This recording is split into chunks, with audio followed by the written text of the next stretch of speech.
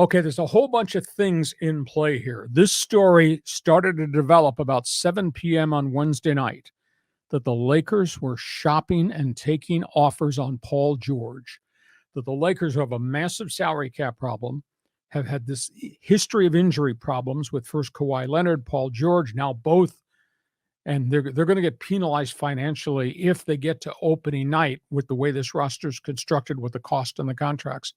They're taking offers on Paul George, which to me is a bit of a shock. It's not that they would be breaking up the team, because if they move him somewhere, they will get tons of players and draft picks back to complement Kawhi Leonard and the other players they have.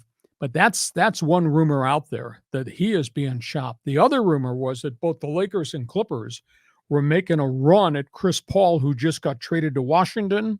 Chris Paul just got traded from Washington to Golden State. Wow. In a mega deal for Jordan Poole, first-round draft pick, second-round draft pick, and some other fringe players. That was a salary cap move. But CP3, talk about an old basketball team.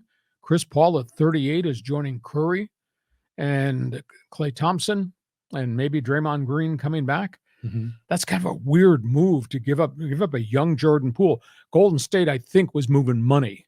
That's why, because Poole's new contract is like $40 million, and he denigrated last year, kind of fell apart.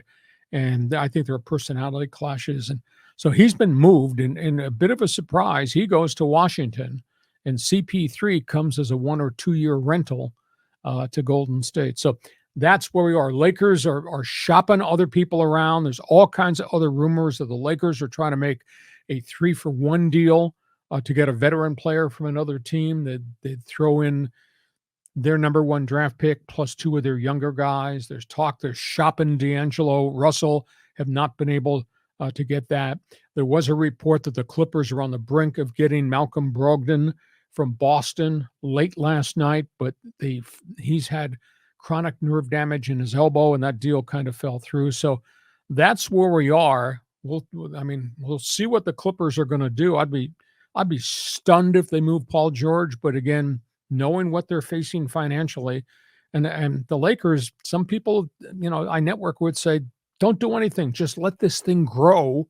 Others say, no, you got to change it again, which would be the third time that Rob Pelinka has, quote, changed the parts around the two superstars, LeBron James and AD. So I put a lot on your table. Go ahead and respond to what you want to talk about. Yeah, the Chris Paul move is interesting to me going to the Warriors, because I think Jordan Poole wasn't happy with his role and his playing time. So now, but he's been banished to the Wizards. I mean, that's a struggling franchise. What are the Clippers going to do? I mean, if you got rid of Paul George, this was the dream pairing of Kawhi and PG-13, and now they're going to get rid of him? I mean, I don't understand that angle. I mean, those two guys, Kawhi and PG, probably take up close to half of the salary cap, maybe. Well, I think they're both slated to make $46 million next season. Wow. And that eats up a lot of the cap. I think part of this is dollar driven.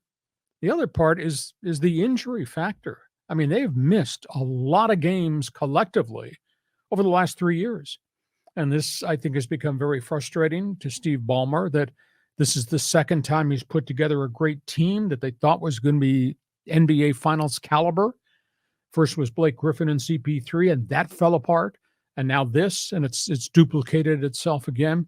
So part of it's financial, part of it, I think, is the injury factor. One of the teams that's looking for a third piece that might make a big difference is Miami. And Miami's got 4 guards. Miami's got draft picks. The New York Knicks could be part of this equation. The Knicks have got a lot of young people. They got picks they can use. The question is, who can take on the kind of cap number that Paul George has? So I'll tell you, it's going to be an interesting 24 hours marching towards the draft in a couple of hours, seeing what happens after the first round takes place. So that's where we are there. Next topic on the table. Okay.